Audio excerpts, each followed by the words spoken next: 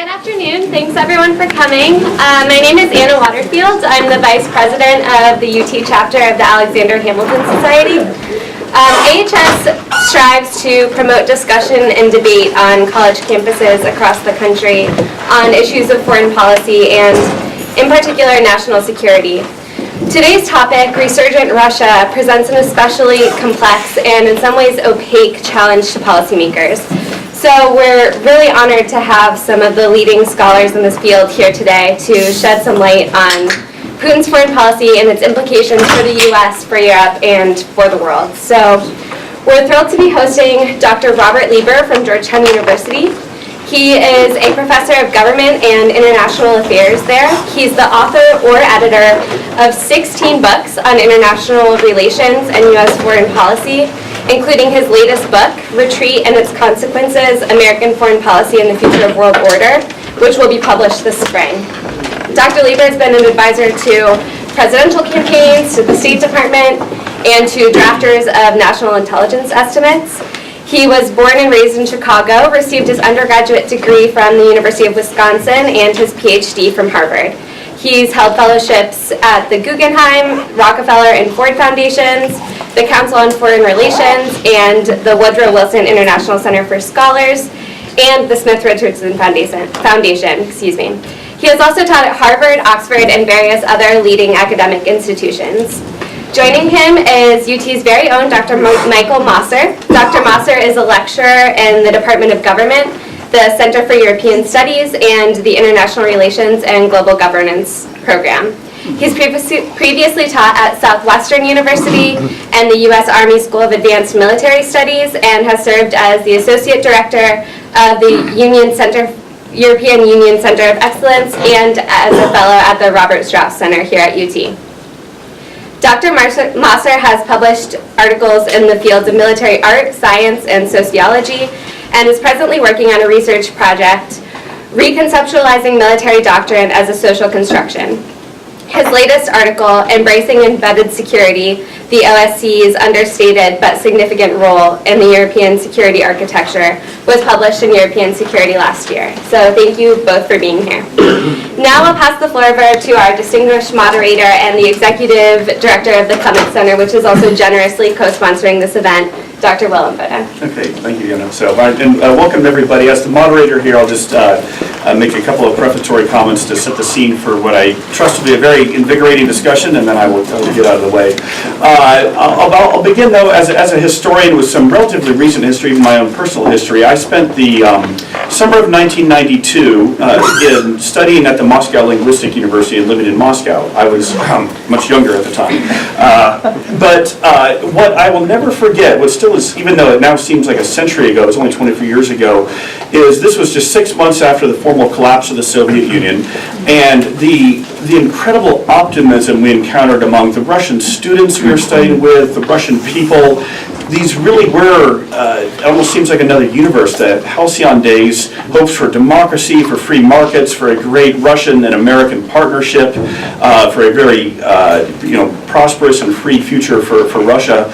These things may sound hopelessly naive to our ears now when we look at the directions that things have gone, but at the time these were the genuine hopes that were just everywhere, pervasive there on the streets of Moscow.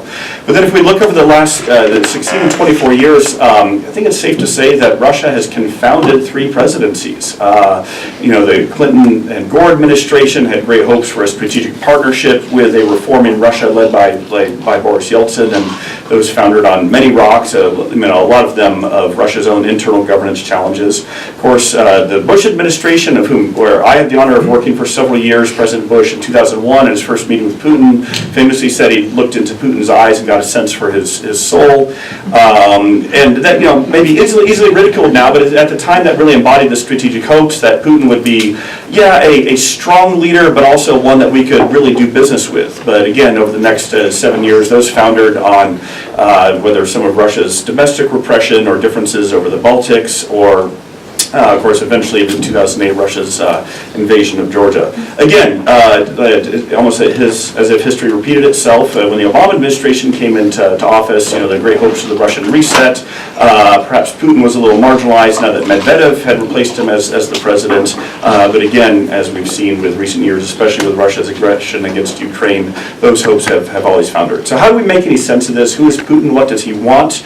I don't have any answers to that, but our two speakers do. So with that, let's turn it over to Dr. Lieber first.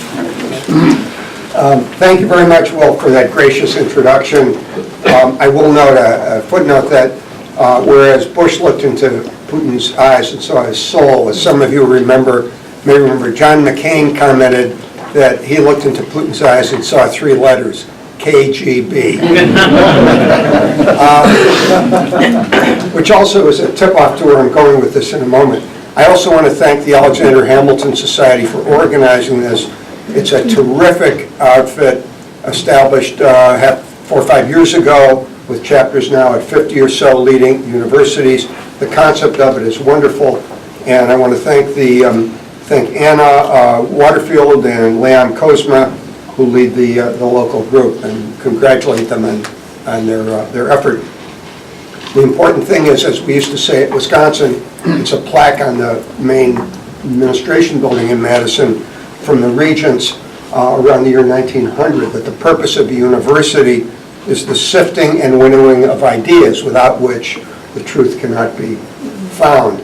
And I think there is a threat to academic freedom and to free inquiry and to honest, open, robust debate about ideas, thanks to speech code movements, trigger warnings, face crimes, and other such things. But I digress. One more observation. I'm from Chicago. I grew up there and then went off to college and so forth, so I've lived there in a long time. But we Chicagoans have an earthy, direct, pragmatic, no-nonsense sensibility about us. Thus, when the question period comes, please don't hesitate to ask me a tough, even undiplomatic question. Unlike some of my more sensitive East Coast colleagues, you need not worry that you might hurt my feelings. So with that, let me get started. Russia has now become our #1 threat. You may recall that this came up in the 2012 presidential debate when Mitt Romney raised the issue. And there may be some seats on this side for those who just come in. When Mitt Romney raised the issue, and Obama's condescending remark was that the 1980s are calling to say they want their Cold War back. But Russia is our #1 threat right now, and the question is why. Certainly a large chunk of the professoriate and people in the foreign policy community argue it's our fault. Especially it's our fault for irritating the Russians, intruding on their sphere of influence, not showing that we appreciate their pain, being inconsiderate about their interests, and so forth. In other words, we've done too much. You can look at authors, many of the realist authors make that argument, but so do some people who've been policy experts in and out of government or at think tanks. Dimitri Simes, Thomas Graham, Mearsheimer and Walt, who are almost by definition always on the wrong side, whatever the issue. Sometimes not all that good with the facts either, I might add. And George Soros, among others who I think read Russia wrong. There's a related critique, which is that we haven't done enough, that we should early on have been much more engaged in helping build Russia's internal institutions of democracy, rule of law, representative government, economic transformation, and so forth. I would argue that both criticisms missed the mark, and in that regard, I want to recommend to you a superb piece written last summer by Michael McFaul, who's the former U.S. ambassador, a professor to Moscow, a professor at Stanford, a leading authority on Russia, I don't agree entirely with this piece. In my judgment, it's too accommodating and tends to overlook some of the slips of the Obama administration. But nonetheless, it's a beautifully incisive piece because he argues, and here I agree with that the driving force in this changed Russian behavior which is extreme nationalist, revanchist, threatening to its neighbors, conspiratorial in the verbiage and propaganda, expansionist, predatory, and so forth, that it's driven not by a reaction to what we have done or not done. It's driven by Putin's own deliberate choices after he retook the presidency in the December 2011 election. That Putin's fear was that the kind of color revolutions of which Ukraine was the closest and nearest example, but also the upheavals that in 2011 were taking place in the Arab world would come to Moscow and to Russia. And with a rising middle class and more independent media and so on, there were in fact massive protests in late 2011 about corruption, abuses of power, rigged elections, and other things. And so Putin, as he reconsolidated his power, deliberately adopted the kinds of strategies and tactics you find him using, and that by and large it's not a reaction to our being too indulgent toward Ukraine or having expanded NATO and so forth. Again, I don't agree entirely with McFall, but for those of you who want to read about Russia, it's, I think, the best informed serious article I've seen on this subject in the last couple of years. Washington Quarterly, summer 2015. So the answer to the question is, to our subject for today, it's Putin, his character, doctrine, internal needs, and so forth.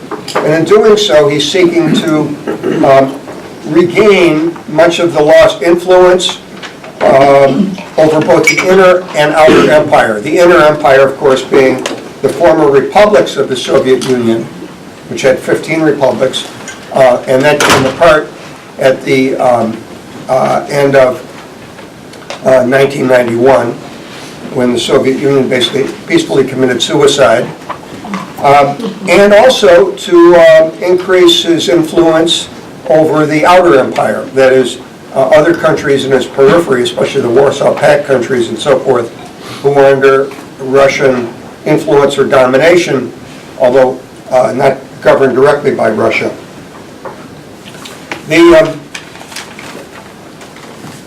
Putin has said that the greatest tragedy of the 20th century was the breakup of the Soviet Union.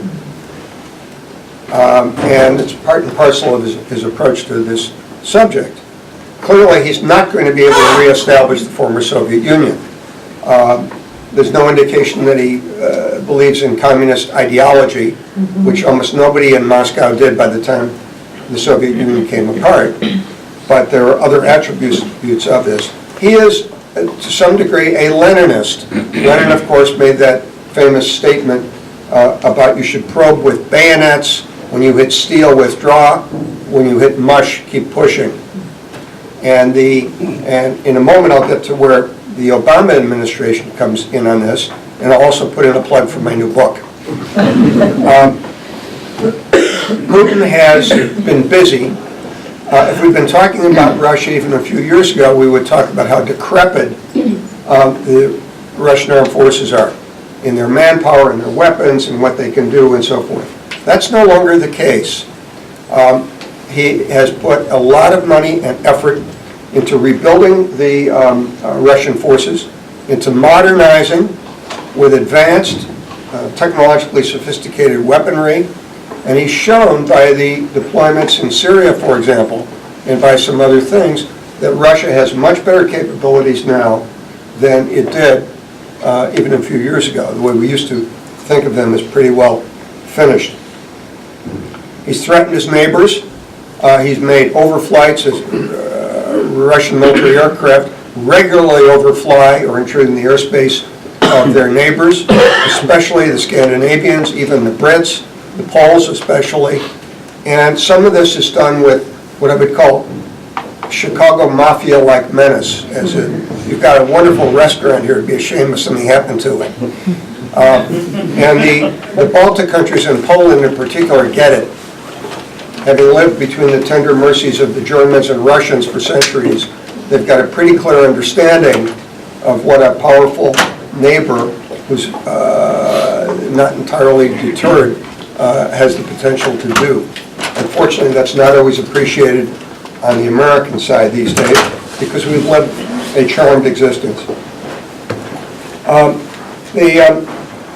So the causes of this, I've already touched on the fact that it was the internal instability, the threats to the maintenance of this corrupt regime run by the cronies of the FSB, friends of Putin and Medvedev, and so forth, and rising domestic opposition to it, and the embrace of radical nationalism and xenophobia has proved politically useful to Putin. At the same time, he's cracked down mercilessly, absorbing virtually all the independent media, crushing independent political parties, and for individual journalists or political figures who get too uppity, the consequences can be lethal. However, there's a second causal element, if I may, and here's where I tend to disagree a bit with McFall, who puts it all on the internal situation in Russia.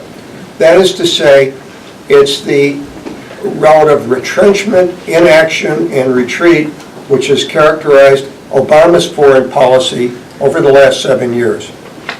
It's partly a reaction to what many would consider our over-engagement in the world after 2001, after 9/11, and the way that Iraq and Afghanistan have played out. Whatever the arguments for both operations, the kind of public weariness and a sense that we ought to do less. Obama wasn't the only one among politicians or policy experts who called for nation building at home. And as late as about 2 years ago, American public opinion polls showed that for the first time since Cold War polling began on this stuff in 1947, more Americans wanted the U.S. to pull back than to be engaged. Parenthetically, those numbers have reversed dramatically in the last couple of years, thanks to ISIS and the, as well as televised beheadings of innocent people, terrorist outrages elsewhere, whether in Paris twice or what have you. But the Obama foreign policy, it was predicated, I think, on the notion that the U.S. had been too engaged. And if you want, you might argue, I think oversimplistically, that we were too engaged before and we've gone to the opposite extreme now. But it's not entirely wrong to say that. And if the one was the case, then the other one also has serious flaws, in this case that have been harmful to our national security and to international stability and regional and global order. The beliefs with which Obama came to office were that the U.S. had to show to its adversaries or potential adversaries that we were not a threat. We had to offer an extended hand, a reset to Russia, engagement. We had to show the Iranians and the Chinese and the North Koreans and the Venezuelans and the Russians and anybody else that we meant well. And the assumption was if we did this, things would change. And the problem with that analysis is that, and here I'm in an academic environment so I can use the word agency, the problem is that conceptually, if you make that argument, you're depriving a potential adversary of agency. What drives the leaders of North Korea, or drives Putin, or the Chinese leaders, has everything to do with their own ideology, beliefs, path dependence, domestic political interest, wealth, political associates holding on to power, and the rest of it. And I would submit that these essential features of foreign regimes and leaders that are adversaries explain a significantly greater part of the variance than does a reaction to what we do and say. In other words, to caricature the Obama position unfairly would be, well, if we're nice, things will change. Well, we were nice, and things didn't change. Look at the Iran in 2009. Massive, unprecedented demonstrations in June, July over the theft of the presidential election. Even the Europeans made a fuss about it. Even the Europeans. But the Obama administration was largely silent. Why? Because they didn't want to alienate the regime. They thought they could help to get it to change. They wanted to ideally negotiate with them and so forth. But it certainly did nothing to change regime behavior. You also have the Russian reset, which in fairness did have some payoffs in the first couple of years, particularly under Medvedev. So there was improved access to Afghanistan for resupply. There was the New START agreement, which the administration trumpets, but is a mixed bag since, while it's mutual reductions, it required a disproportionate reduction on the American side, and some other odds and ends. But since Putin's come back to power at the end of 2011, cooperation with the Russians has pretty well gone away. Some of the instrumental steps in this, watersheds really, include the Red Line fiasco over Syria. Most of you in this room know what I'm talking about. But in 2012 and 13, President Obama had explicitly said that if the Assad regime uses chemical weapons, this would cross a red line. Well, he did, repeatedly. And when it came to it, the president backed down.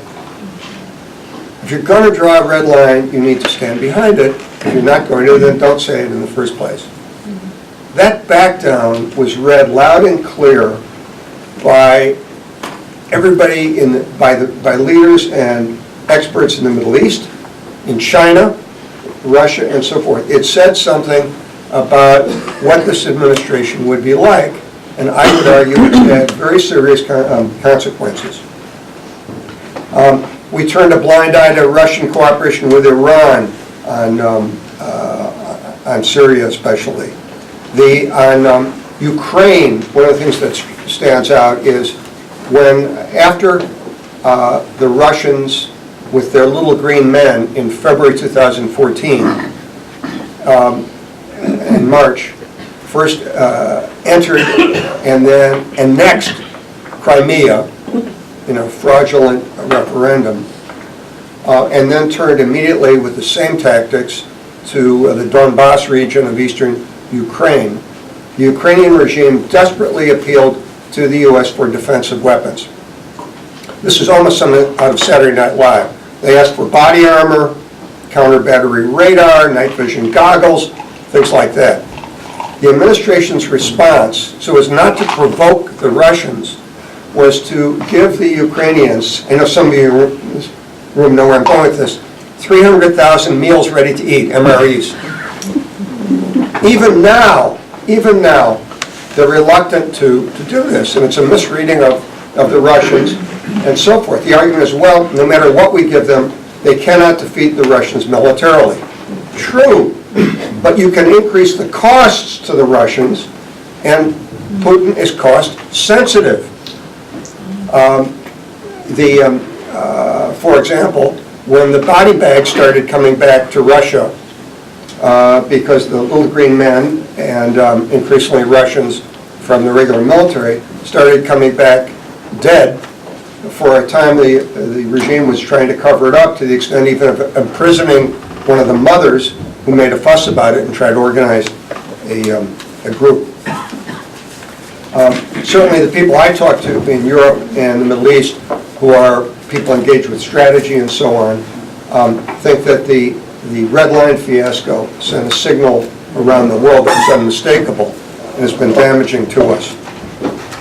I might also note as another example of the pullback. You know, well, we're still involved in numerous ways all over the world, and that's true, but what's the character of the involvement? How much leadership is there? How serious are we? Here I'll talk about the Minsk Agreement. There's an agreement signed in the Ukrainian city of Minsk, which is supposed to be a ceasefire in eastern Ukraine. I say supposed to be. It involved Russia and Ukraine, and the other signatories were France and Germany. Anybody want to guess what country is missing?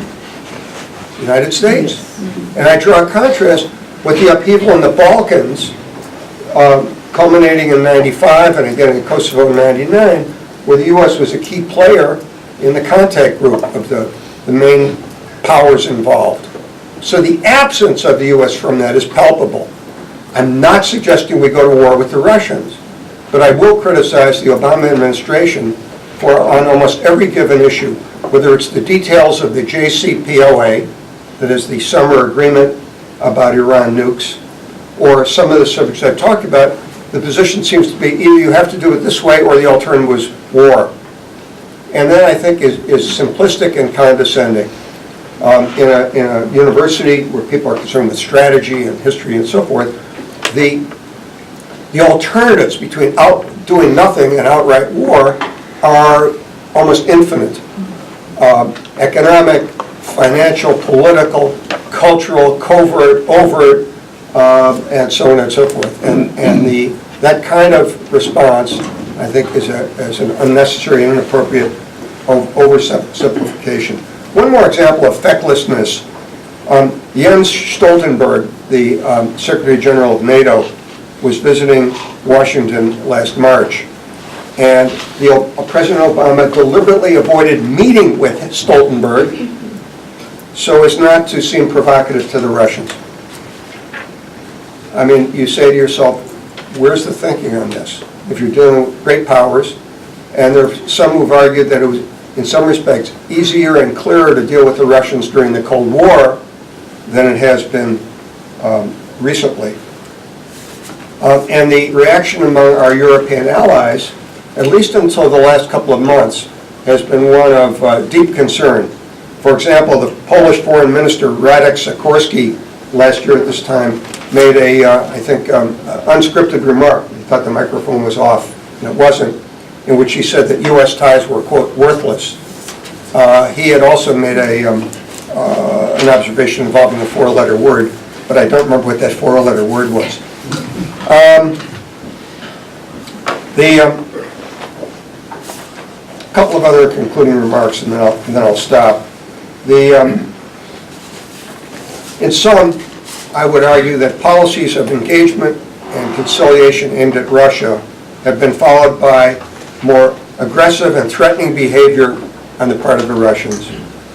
That instead of conciliation and retrenchment leading to a more stable, less conflictual world with fewer adversaries toward the United States, it's had the opposite effect. The U.S. role in sustaining world order has been critical since the end of World War II. It does not mean the U.S. has to be, can be, or should be the world's policeman, but it means that the prerequisite is that the U.S. needs to be engaged. And by cutting back our engagement in numerous subtle and not so subtle ways, we've endangered our own security and led to a more created conditions for a more disorderly world. To be sure, Putin's conduct is driven by his own thuggish cronies and his own action, but America's retrenchment and inaction play a significant role in shaping the conditions in which this could take place. The consequences have been a more assertive and risk-taking Russia, a more dangerous and violent region, and a worsened relationship between Washington and Moscow. Let me also add that it's conceivable that these feckless policies could even risk making war by accident or inadvertence more rather than less likely. If Putin and his cronies were to decide, and no one knows, that they would do in Latvia or Lithuania or Estonia some version of the little green men dance that they did in eastern Ukraine or in Crimea, and did it to those countries, which are, after all, members of NATO, believing that there's no way the U.S. would try to back up those countries because of the difficult tactical and strategic and geographic situation, you have a real risk that you get a conflict that nobody wants. So it's food for thought. Lastly, a plug for my book. In May, Cambridge University Press will publish my new book called Retreat and Its Consequences, U.S. Foreign Policy and the Future of World Order. Thanks for listening.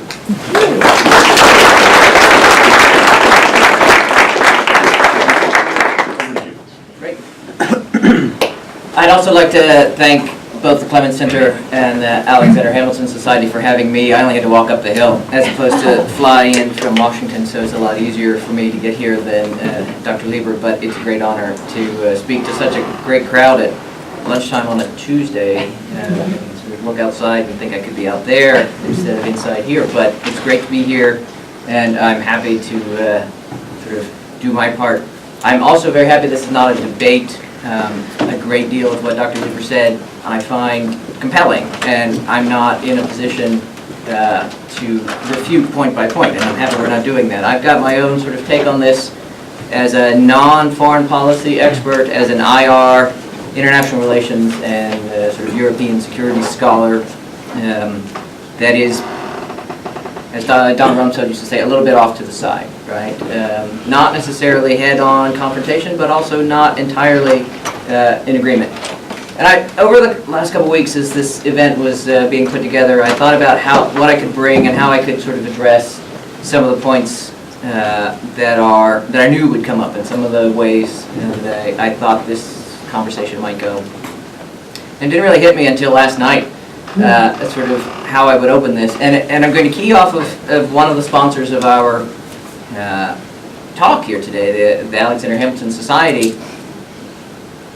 Walter Russell Mead, what are we, 15 years in now from Special Providence? Is that about right? 02? Yeah. Yeah, so almost 15 years ago, Walter Russell Mead wrote a pretty important, or at least it was a book that made a lot of waves called Special Providence, in which, you may not know the book, but you know where this is going, in which he laid out 4 archetypes of American foreign policy and tied them to prominent American political figures, not all of whom are presidents, right? And so you have, sort of this is where, if you've heard of these sorts of archetypes, this is where it came from, the Wilsonians, the Jeffersonians, and the Hamiltonians, and the Jacksonians. And each one of these archetypes has a particular sort of path that they tend to follow when it comes to foreign policy. Each one of these archetypes has certain parameters that define who and what they are.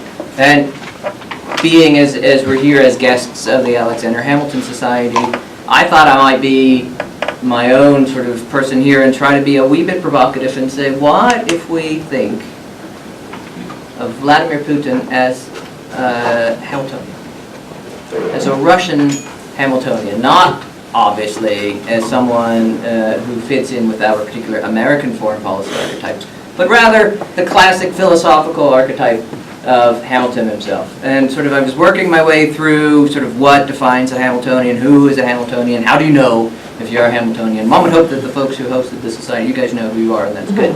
But for those of you who are maybe not as familiar, right, you've got a foreign policy that's driven essentially by domestic policy. Your economic strength depends on your foreign policy success, right? And that in many respects, your sort of strength at home, it's for want of a better word, mercantilism, right? You have a strong central government, you have a strong foreign policy, you have a mercantilistic, sort of quasi-protectionist economic policy. It sounds pretty much like Russia today. I see very clear parallels to what Putin is doing in Russia with the kind of sort of philosophical interpretation of the role of the state that Alexander Hamilton, I think he would have recognized Vladimir Putin. If we look at some of the things that Putin has been doing, and again, I'm not disagreeing with anything that Dr. Lieber has put forward out here. I think he's got a very clear perspective on the things that have been happening that sort of that make his case very compelling. I won't even say whether or not I agree or disagree, but I want to show you some of the things that I think can get us to where we're going with my particular interpretation. Putin's foreign policy is absolutely, in my opinion, driven primarily by his domestic policy. Much of his foreign policy adventurism is in many respects driven by a desire to maintain power at home.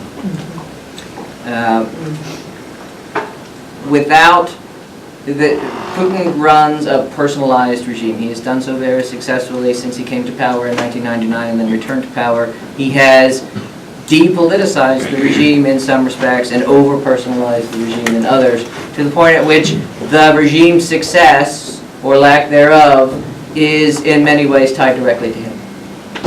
And in many ways, then, that domestic policy that he's pursuing is designed to buttress his sort of ability to stay in office. You only have to look at the price of petrochemical, sort of not just oil, but everything, the petro economy that Russia is based on, to see that, especially over the last 6 months or so, the Russians have internally worked very hard to sort of move money around as many ways as possible to basically buttress the state as the price of their #1 commodity export has declined precipitously. You could argue also that the Russian resurgence, and I'll put that one in air quotes, as much as I hate to do that, I think that actually fits. The Russian resurgence is really climbing back from the depths of the mid-90s. That, as Dr. Lieber absolutely correctly points out, the Russian army, the Russian military in the mid-90s was decrepit, I think is the word you used, and that's exactly, it was a shadow of its former self. Even at the sort of, at the height of the Cold War, it was a conscript army. This, you may remember reading stories about conscripts being beaten to death in their bunks in the barracks. No one wanted to be in the army. There were a series of horrible incidents happening in training accidents left and right. They did not even have the material to conduct training in any sorts of ways. Putin recognized this from sort of the get-go and began the process of modernization. We talked a little bit about the 2008 Georgian War. Russia barely beat Georgia in 2008. The Georgians put up a pretty significant fight that Russia learned some very powerful lessons from sort of what to do against essentially a third-rate, albeit American-supplied military. This is one of the reasons for the resurgence. The trough of the mid-1990s was so low that sort of pulling back is absolutely going to, sort of coming back from that trough. But again, for domestic policy reasons, right? Putin is saying to his military chiefs, to his people, we will never be that low again. This will not happen again. You could also, I think, legitimately argue that Russian foreign policy is reactionary. That it reacts to American foreign policy, not excesses or lack thereof. I'm not going to put a normative sort of value judgment on whether or not American foreign policy is excessive or the opposite. But American foreign policy is, period, full stop. Russian foreign policy reacts to that in some pretty interesting ways. I think there was a really good, a more academic piece than McFall's piece in 2015, this summer, but an academic piece by a professor named Ziegler in 2014 used an academic theory called neoclassical realism, which is not, it's not structural realism that says as many as you've got, sort of two superpowers, as long as they're balanced, the world is safe. It's also not old school realism that says we have to look into the souls of these leaders and that's how we figure out what's going on in the world. This is a blending of those particular kinds of theories. And he said in this article that what you can really do to look at Russian foreign policy is to merge this kind of structural approach to looking at international relations with this normative approach and say identity politics and norms added to these traditional power considerations help us to better understand Russia. And if you think about, again, from my perspective, that a lot of this is internally focused, you've got Vladimir Putin consistently speaking about the Russian world, the near abroad, the far abroad, sort of who did we have, what happened to us. Look at how much he talks about ethnic Russian minorities. in language that should be disturbingly similar to, or disturbing to folks who either remember or studied language used by other tyrants in the sort of 1930s and later on. That kind of ethnic identity is in many respects a very clear signal, that ethnic identification is a very clear signal to a domestic power base. He's also talking and using conservative Christian Eastern Orthodox values. I found it very significant that this week coming up, the Pope and the Eastern Orthodox Patriarch are, for the first time in almost 1,000 years, going to meet in Cuba to begin to heal the Great Schism. The Eastern Orthodox Patriarch had to get permission from Putin in order for that meeting to happen. The use of religion is very instrumental by the state. There's an inward-focused economic program. Russia has very little export commodities beyond petro. There are very few things that you would proudly say, made in Russia, I'm going to go buy it. Again, domestic-focused. And finally, the bear in the room, yeah, the liberal authoritarian governance structures that Putin has put into place in order, again, to buttress the personalized rule that he's got, that he has kind of built for himself from the get-go. So that will lead to sort of my conclusion, and then we'll have Dr. Inboden sort of throw it open to everybody else. But this last point, my sort of take on this plays into some of the things that came up in another Clements Center event that was sponsored back in the fall, the National Security Forum, which had a great panel on Russia and a great panel on sort of Russia's role in the world. And a key point that was made in that forum was that Russian policy is in many respects driven by weakness as much as it is by strength. That if you look at Russian policy based on some of the parameters that I laid out here, it is in a position of, it isn't the Cold War superpower that it was before. It is in many respects a personalized, petulant regime that lashes out when it feels threatened, but also in many ways no longer carries the capability to do so on a sort of global strategic way. Russian weakness, as I said, you see it in the sort of monoculture economic weakness in petrochemicals, that its success is tied to the price of oil. You also see it in the overbalanced regime, or in the overbalanced reliance on personalization, not just in the form of Vladimir Putin, but also who he's chosen to empower. The most recent, there's a huge spate of articles in the current media talking about Ramzan Kadyrov in Chechnya and how Putin may have created someone whom he can no longer control, and that Kadyrov may be in fact leveraging his ability to, in some ways, exercise autonomy over Putin, and we'll see how this plays out. So that would be something I would pay a great deal of attention to. And finally, this notion that, I have this written down, this is my reaction to Dr. Lieber. I think by using the language of threat, and by using this notion that, you know, sort of, what if we redefine the threat? What if we redefine the word threat? It's one of my favorite games to play with students. We take the word and we say that word in and of itself, the binary threat or no threat, is, I would say caution would be warranted there. I wouldn't say Russia is a threat. I wouldn't say Russia is anything. I wouldn't put anything after. I would say Russia is, period, full stop, mic drop, walk out of the room. To me, it is an actor in foreign policy with its own interests. Everything that I said here I think would fit into that particular characterization. It is one of 196, 195 if you're the State Department and you don't count Taiwan, 196 countries in the room, in the world, each of which has its own independent set of parameters that define who it is.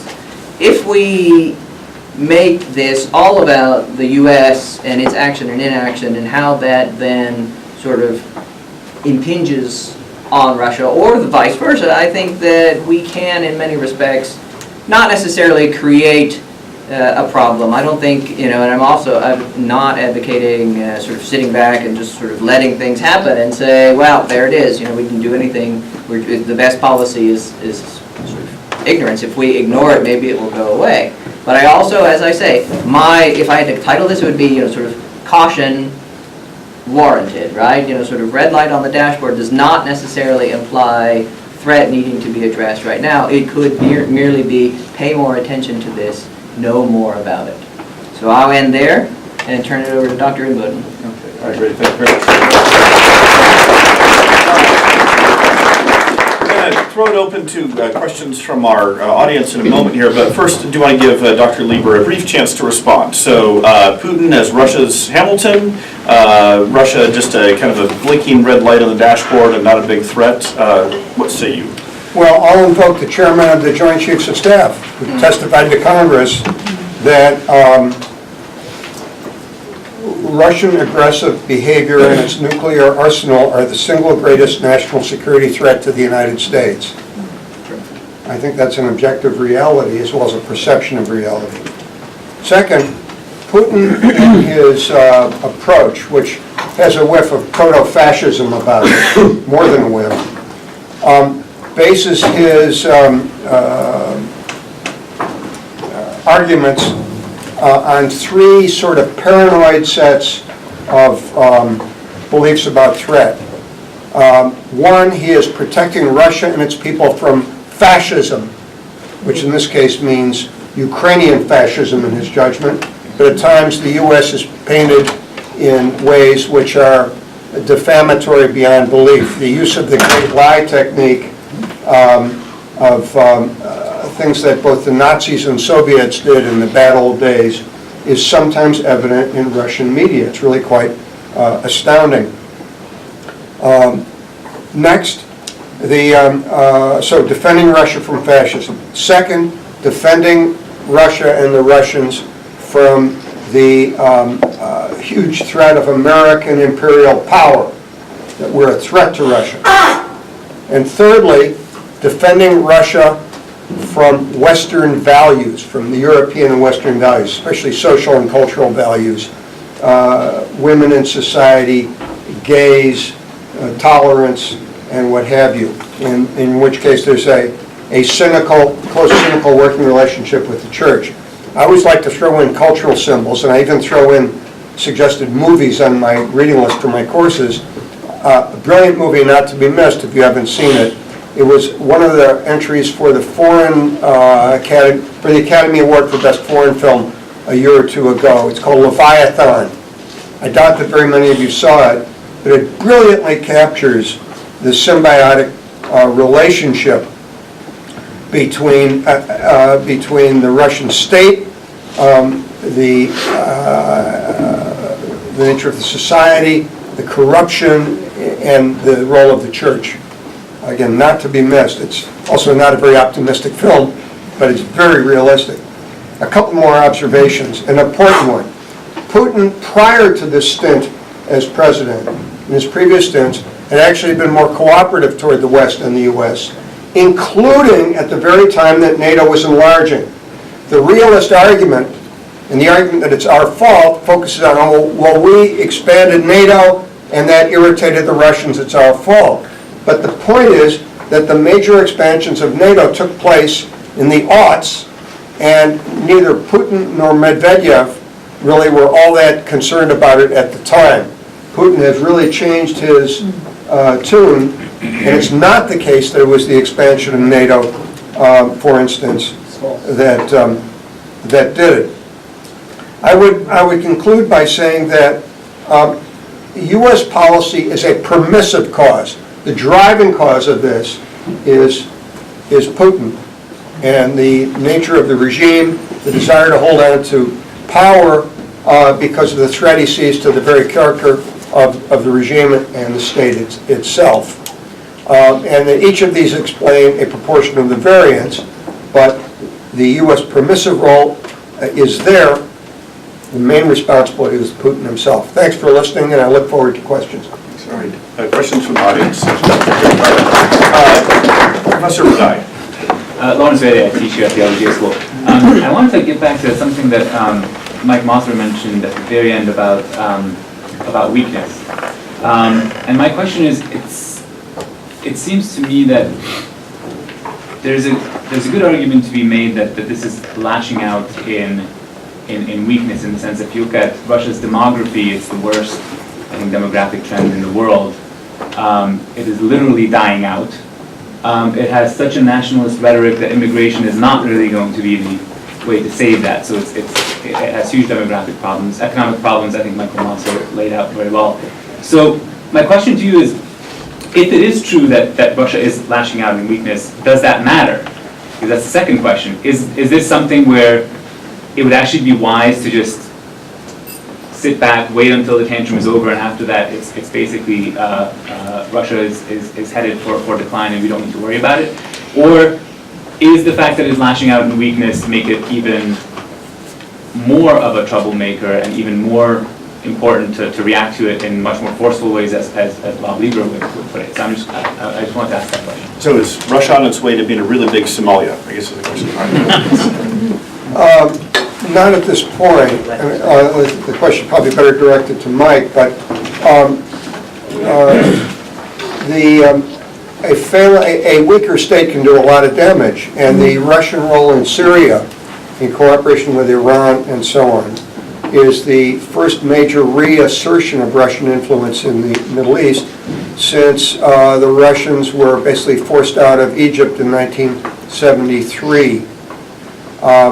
It's not in our interest, and the threats they pose to their former outer empire, their former republics, and to the Europeans more broadly is real.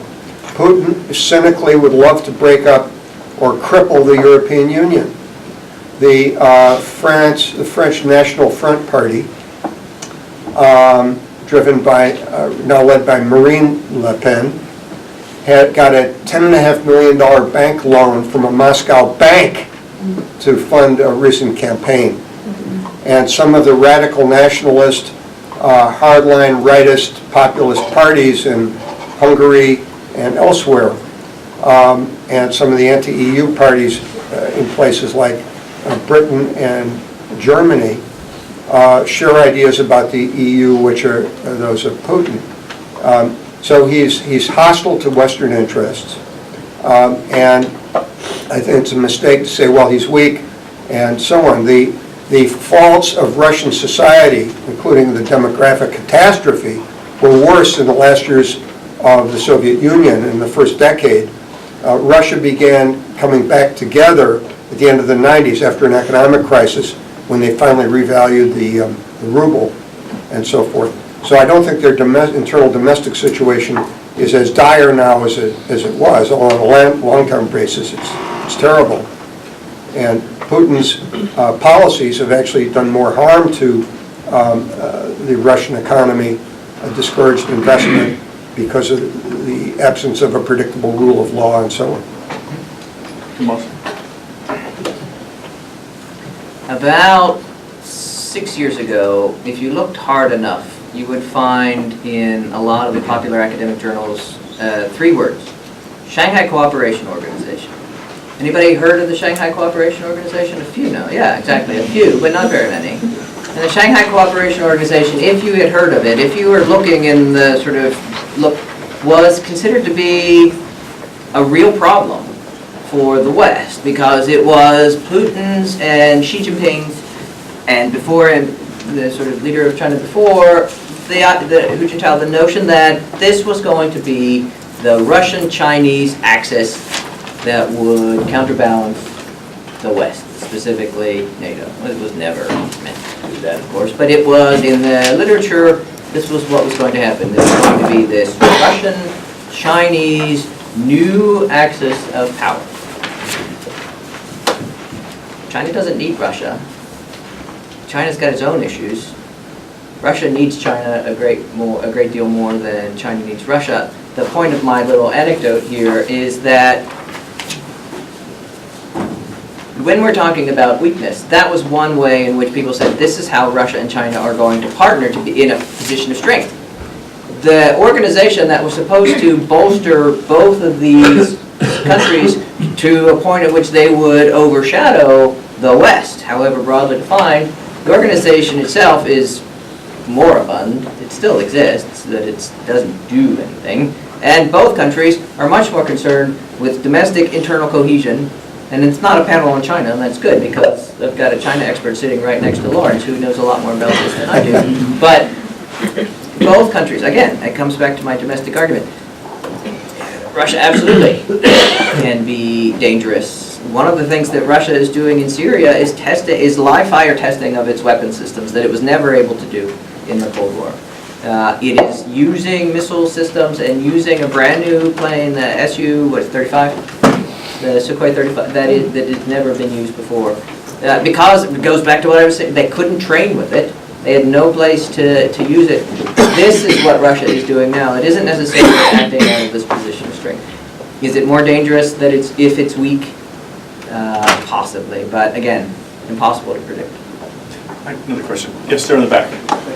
You mentioned George Bush looking into Putin's eyes a couple of times. Hillary Clinton was presenting toys to the foreign minister and getting the Russian along. My question is, looking forward to next year, how would President Hillary Clinton deal with Vladimir Putin, and do Russian hackers and blackmailers know more than we do at this point? If they don't have strength, do they have intelligence? Is that their upper hand on? Well, We have a Bernie supporter here who might take exception to your President Hillary Clinton, but I won't put him on the spot. All right. What would President Clinton do in 2017? you raise a fascinating question. The surmise is because of her careless use of the email server that the Russians probably, not certainly, but may well have got it, pretty much everything she had, since they've been getting it from even more protected government computer systems. It makes me think that during the Cold War, the Russians had the goods on Kurt Waldheim. They knew about his role in World War II, they knew about his role in genocide, and so on, and they were blackmailing. And so as head of the UN, they could lean on him whenever it suited them. I'm not suggesting that the situation with Hillary is anything like that. I don't think there's any smoking gun of that sort. It's an intriguing question, but there are too many ifs in this. I do think that, in retrospect, Hillary would have been a better president than Obama, because thanks to her experience during the Clinton administration, she had a more, I think, practical sense of international realities compared to Obama. Obama's references to Russian action in Ukraine, to Assad's actions in Syria, was to make statements like, this is 19th century behavior in a 21st century world. I don't think you would get a Hillary saying that. Now, don't get me wrong, I'm not a Hillary supporter, but I think it's a response to your question. Dr. Moss, or anything on this? President Obama is an academic. This is what, if we were president, chances are we would be making statements that are like what we're saying here, except he's got consequences to his statements. I mean, Hillary Clinton's famous, I was under fire in Kosovo, or in Bosnia, and as it turns out, I was walking across from the tarmac. That's the sort of statement that she would probably be making with respect to this. So I don't know, I'm not a supporter of anybody at this point, so I don't have to swear any partisan flags at all. All right. Write in Michael Mosser when it comes on vote. All right. There you go. Yes, right here. Thank you for talking. I have a quick question, for Dr. Lieber. Do you think that Russia's foreign policy is opportunistic, that in a sense it looks for opening to advance strategic objectives? And would the incursion in Syria be classified as an opportunism to distract from eastern Ukraine? And if you can indulge me in speculating as to where Russia might see an opportunity next. Max is a former student of mine, so it's a great question. Yes, they're opportunistic in the way that Lenin's statement about bayonets is. And if you read George Kennan's X-article in Foreign Affairs, the same logic applies, that it's a matter of looking for opportunities that come to mind. If there's insufficient resistance and you have the opportunity, you take it. Let me add to that two other points which partly respond to some of the previous discussion. One of them is whether Russia is a threat, to what extent it is, because the society itself is weak, but it's heavily armed with modern weapons, and it's doing some pretty sinister things. But it's not just that. There are all kinds of pieces out there in recent weeks about how effective Russian propaganda and Russian international media have been compared to the feckless and efforts of Voice of America and other U.S. efforts. There's always a worldwide contest for hearts and minds in any sense you want to think of it. And I think most analyses of these have said the Russians are putting more money into it than we are. They're doing it with considerable sophistication, as are the Chinese. And if you're concerned about various regions, it's important that they not have the kind of advantages that sometimes that can give them. One more point about Obama's beliefs and about, it comes back to the broader point about international order and the U.S. role. In 1994, Ukraine gave up its very considerable nuclear arsenal, which it had inherited with the breakup of the Soviet Union. In doing so, they signed something called the Budapest Memorandum. It was signed by Ukraine, Russia, the United States, and Britain, and later by China and France. So it was the 5 permanent members of the Security Council, and Ukraine signed this. And basically what it said was, Ukraine is giving up its nuclear weapons, and they're given guarantees of non-intervention and sovereignty and so forth. Wonderful ringing stuff. Okay, in March 2014, actually in February 2014, you had the Russian annexation of Crimea, and a month later the invasion of eastern Ukraine, which are the first time since the end of World War II that European borders have been changed by force. And you had the Budapest Memorandum about the international community, which is what Obama appeals to, and those were useless. There was no international response of major consequence. It's true we did put sanctions on the Russians, which have bitten, but not sufficient to change their behavior. So to sustain international institutions and international order, a U.S. role is crucial. Now you can argue what the U.S. role should be, what the mix should be between economics, politics, reassurance, deterrence, force, weapon supply, and so forth. But I think it's indisputable that unless the U.S. stands behind a lot of these institutions, organizations, and so forth, they're quite weak. And also what the Russians did was a prima facie violation of the UN Charter, which they're signers of. So you need to bear those things in mind when you say, well, the Russians are dying off, the society's a shambles, and so on. All true, but it doesn't minimize the dangers they pose. Michael, anything else to add on this? Or? Well, the only point I would make there, and it is, again, it's not a disagreement so much as it is Russia doesn't see Ukraine as anything that's not Russia. I mean, Russia, Kiev Rus is Russia. And so from Russia's point of view, and absolutely, does this justify Russian intervention crossing normative lines, not just normative lines, but actual lines on a map? This is absolutely a violation of international law. But, so it gets to the point about earlier that Dr. Lieber was saying about what happens if not when Russia intervenes in the Baltics. Russia's not going to intervene in the Baltics for lots of different reasons, but one is because Ukraine is not the Baltic, and Eastern Ukraine is not Western Ukraine, and Crimea is not either of the two. So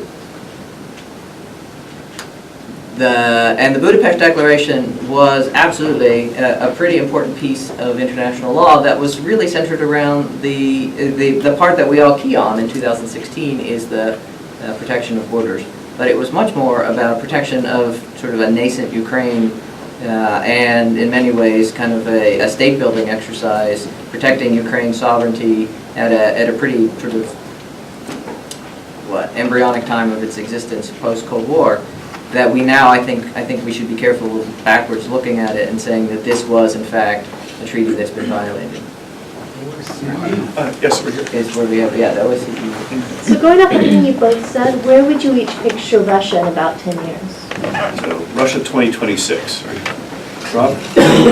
I don't even know what's going to happen in the New Hampshire primary. In the beginning, a number of times I was an advisor in Democratic presidential elections on the foreign policy side, And I remember advising a candidate whose flaw was that he didn't know what he doesn't know. So I'm going to pass on that question. Yeah, exactly. If he's going to pass, I'm certainly not going to say. Okay, tough crowd today. All right, Professor Eisenman, you've been waiting. Thank you, and thank you very much. I be the aforementioned China watcher that is sitting with Professor Rivik. First, let me just make an observation. Many of the things you've said about Russia are equally true of China. The illiberalism, regime survival, ethnic unity, these things all ring true. But we've been talking mostly about Russia and its West. Can you talk a little bit about the Russian Far East? Can you talk about the depopulation in the Russian Far East?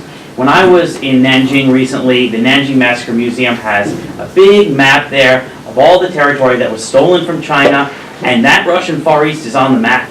Okay, the Chinese have not given that up permanently. They just don't talk about it any more than they didn't talk about the Diaoyu Islands 20 years ago either. So can you talk a little bit about the future of China-Russia relations? You mentioned the Shanghai Cooperation Organization, but with their China-Russia relations going forward, particularly in the Russian Far East? Let's go and start with you on that one, Mike. Yeah, so, a couple months ago, The Economist had their anonymous person on the street in Khabarovsk, I think it was, and they were talking about the great expectation of a few years ago of the supply train, sort of metaphorically speaking, but the supply chain that everybody in Eastern Russia was waiting for, right? That the Chinese were going to come across the border, not in an invasion sort of way, but to trade and to really revitalize Eastern Russia, the Far East, the Wild East, right, that it was back then. And it hasn't happened. Russian Far is declining. Talk about decline. Talk about a demographic decline. The Far East makes Western Russia look like sort of L.A. in the sort of this great big dynamic kind of city. The Far East in Russia, China. In 10 years, China could probably take the Far East in some respects without any problems at all. Not necessarily militarily or any way like that, but just in terms of influence. It is very much contingent on, right now, a lifeline from the West, from Western Russia, that they had hoped to buttress with this Chinese trade that doesn't yet exist. Because China doesn't see the need in order to sort of work with this. I think they're playing the long game. I think waiting to see how this is going to play out. But I don't see any evidence that the Russian Far East is where China sees any growth potential. Just very briefly, your initial comment is right on the money, but there are a lot of analogies between contemporary Russia and China, which include why they will continue to cooperate. Gil Rosman, who's an emeritus professor from Princeton, had a terrific piece about a year ago about half a dozen reasons why China and Russia will continue to cooperate, which are largely ideological and path-determined, even though they have very considerable geographic and other differences of the point that, of the kind that Michael nailed.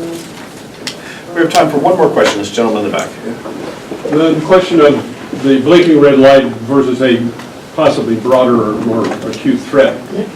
Versus a screeching red siren. All right. And I'm asking whether you think these parallels are valid or to what extent they may not be.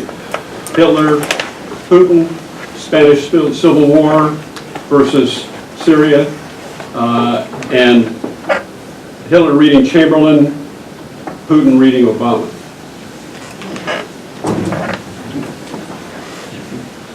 You want to take that one? Well, I mean, I'll give the standard academic answer, of course, that we have to be very cautious in drawing explicit parallels to the past. Don't you just love us professors? That has to be, sort of standard disclaimer, blinking, my own flesh in standard disclaimer.